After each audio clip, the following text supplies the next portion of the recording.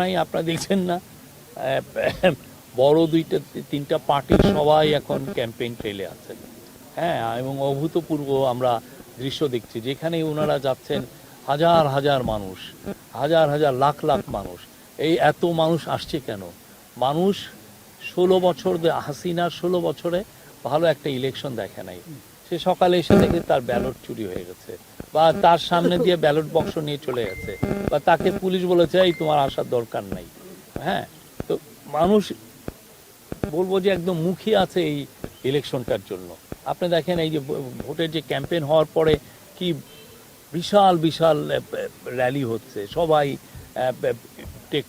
Participate করছে। তো এটা কিসের ইন্ডিকেশন? এটাও সবাইকে জানান দিচ্ছে যে বাংলাদেশে একটা খুব সুন্দর ইলেকশন হবে 12ই ফেব্রুয়ারিতে।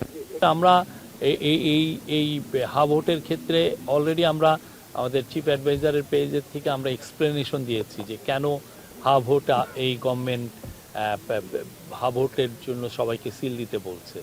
স্পষ্টভাবে বলেছে আমাদের চিফ অ্যাডভাইজারের যিনি স্পেশাল ওনার এনভয় আলী রিয়াজ স্যার, উনি একটানা বলছেন এই বিষয়ে। উনি অনেকগুলো ইন্টারভিউ দিচ্ছেন, উনি অনেকগুলো জায়গায় অনেক জায়গায় যে ভাষণ দিচ্ছেন, উনি স্পষ্টভাবে বলছেন যে কেন হা ভোট দিতে হবে আর কেন এই গভর্নমেন্ট হা ভোটের জন্য ক্যাম্পেইন করছেন।